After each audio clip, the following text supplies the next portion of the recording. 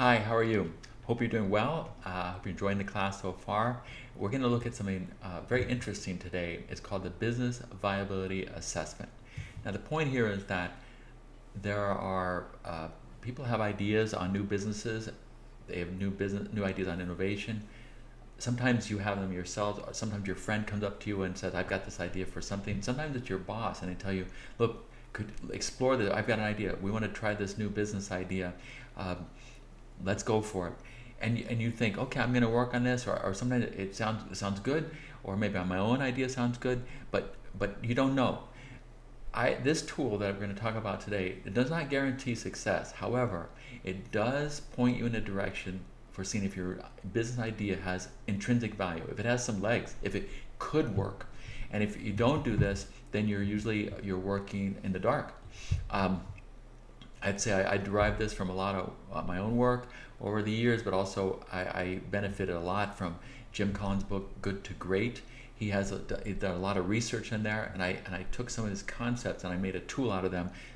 I'm a big believer in tools. I think they're really helpful, that if you take conceptual things and can convert them to a tool you can use over and over again and provide the results that you can trust, it's really important.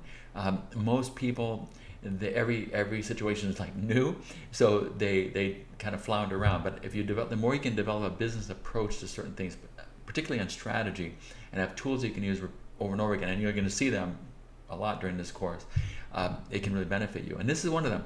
This is the Business Viability Assessment. And when you use this, you will be able to get a good start on whether a business idea, a concept, a suggestion, a recommendation has initial value and could be pursued. So please do call up the PowerPoint with us for the Business Viability Assessment, and we'll go through that. First, if you look at slide 2 there, you think, why do people innovate? Why do they start businesses? What are they doing? And it's quick. I mean, you'll ring a bell with you. There's an opportunity out there. Maybe you want more control. There's greater freedom, flexibility. You want to make more money. Sometimes you have an idea that you had. Sometimes you have an idea you've had all your life that you really want to pursue.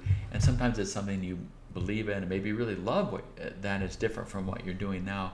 And other times you're in a major corporation and you need to innovate in something new and different. Like maybe somebody sends you to a different country and you've got to fix things or make things happen, or a new division, or you come up with an idea that, wow, we do this. How about if we try that? Or vice versa. Somebody says, we're doing this. What do you think about this? Can you help us do that? So how do you judge those things? And how do you make those things? How do you know what you want to do makes sense? So I'm going to skip down here to think down to slide 5. This is very important. When you think about initial viability or potential for a business, it's very important to answer 3 questions. And one is that, is my idea, where can my company, my idea be the best? Where can we be first, significant, and relevant? Where do we make a difference? You don't want to spend your life doing something that's irrelevant or doesn't matter. You want to be mediocre. You want to be the third pizza shop on a block, right? You want to be the very best. You want to be the top. You want to make a difference. Think of the James Bond movies. They're always saving the world or trying to destroy the world. It's big. People are interested in big things. There's nothing wrong with opening a little whatever, but it better be good. Otherwise, it's not going to work. And in this class, the idea is how can you turn something into something major and significant? And it's really important to think that, where can my company be the best? Where can we make a difference? What can we be unique? What can I look back and say, what, we're the best in Miami at this. We're the best in Florida. We're the best in the country, best in the world. Those are important things. Second, am I willing to commit to this business with my own passion, the products I have, my service, resources, and funding? Do I have what it takes to fund this, to do it, to develop it? Am I committed? Will I work hard? And when you think of a company, you think, is it within? Do we have the support for that? Like, say you're a real estate company and you do major construction things in Florida, and somebody said, let's do major construction things in Texas. Well, that's pretty much along your line, right? You do major construction, you're just going one state to another. It's not that different. Texas is different from Florida, but how different? manageably different. If you're doing a major construction company and say, let's sell residential real estate, you're still in the real estate business, but it's way different. It probably is too big of a jump unless you work your way through and find out why are we doing this, what are the issues, etc. If somebody said, like, we're doing commercial real estate projects, let's sell t-shirts, that's too far of a gap. So you see what I mean? That internal in a company, you won't get funding if it's not in alignment with what the company does. Even if somebody says something, it usually won't work out because it's not in alignment. You can make a major innovation, but make sure the funding's there first, because otherwise it's not part of it's not your culture, not your DNA. Finally, do I understand and have the ability to turn on drivers of a business? People have a difficult time with this. Even though simplistically, it's basically a driver is anything that makes the business work. You flick a switch and something happens. Whatever, you can change it and have an outcome. Typical drivers are price.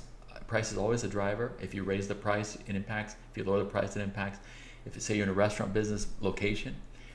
Restaurant business again, the chef, the food, the quality, the cleanliness, all these things are drivers. So the drivers are things, particularly to your business, your industry, that make something happen. If it's clothes, it could be design. If it's, who knows, but whatever happens to be for you, and we'll look at some examples. But again, where can we do it the best? Do I have what it takes to do this business? Do I understand what makes it work? We look at the next slide on 6. These proof of commitment concepts, we'll go into a little more depth. One way to look at it is that if you said, I'm going to do this, and somebody says, well, why you?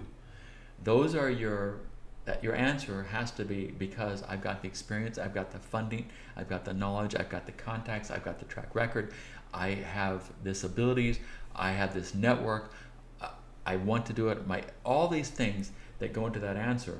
If your friend comes up to you and says, I want to be a photographer. Why? Because I like taking pictures. Don't we all? It's fun. It's easy. They look good to me. Have you ever worked in that business? Have you ever sold a picture? Have you ever had people? Have you won contests? Have you done this? Do you have a thing about that? Those are the questions you need to ask to see, is it viable? I want to. I would love to be, like, so I want to be a fashion designer. I want to be an interior decorator. Well, everybody wants to be an interior decorator. Oh, I want to buy it. But there are very few people that really have what it takes to do that, and it takes experience. So this is basically, this is in support of the question, why you? What makes you think you can be successful?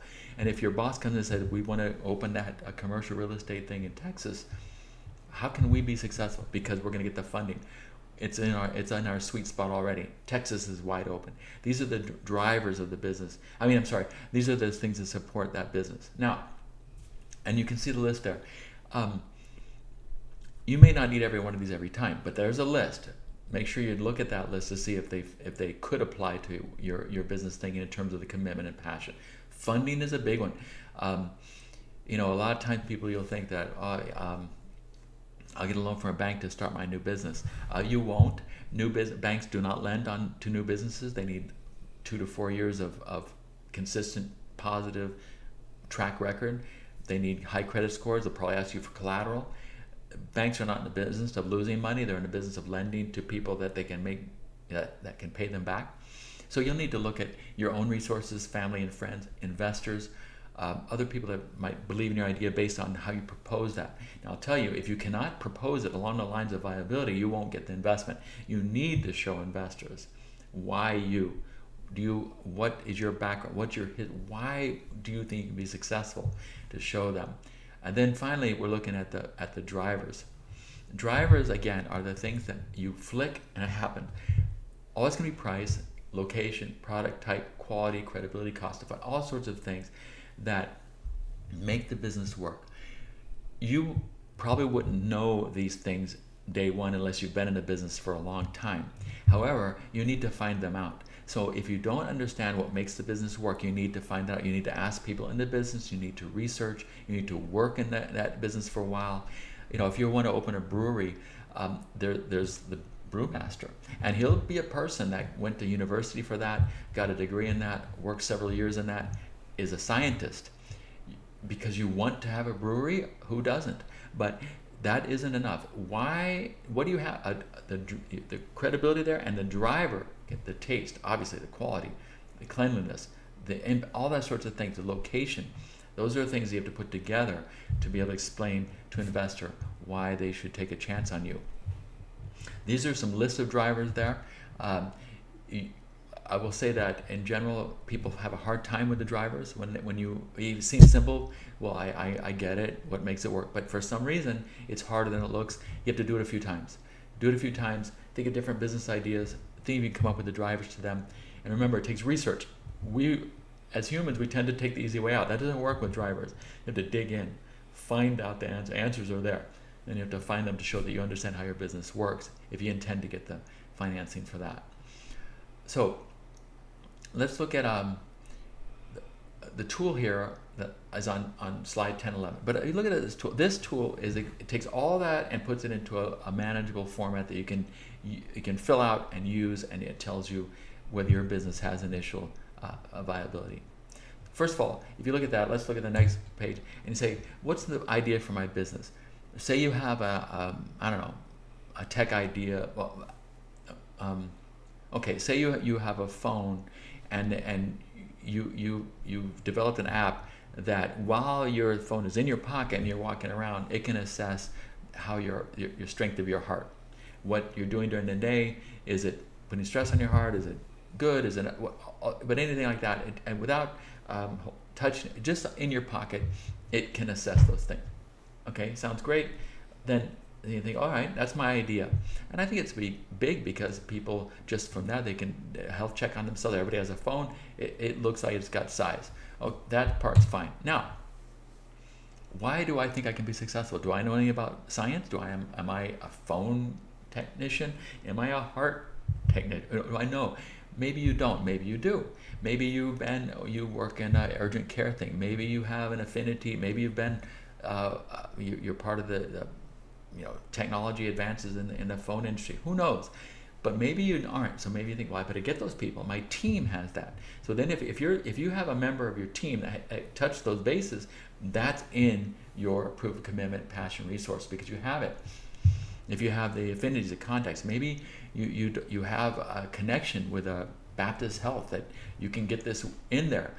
All these things come into play. Like sometimes you look at somebody say, I want to open a restaurant, and it's been $250,000. You say, wow, that's a lot of money. And the person will say, my family has 5 restaurants. I worked there since I was a little girl. I bussed tables. I was a cashier. And then when I got older, I ran one of the 5 restaurants, and my parents and my family group is willing to finance this additional 6th restaurant.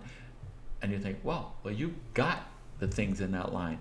They understand the business. They've got the track record. They have the money. They understand it. Okay, that's what you need to do. Why can you be successful goes in the proof of commitment.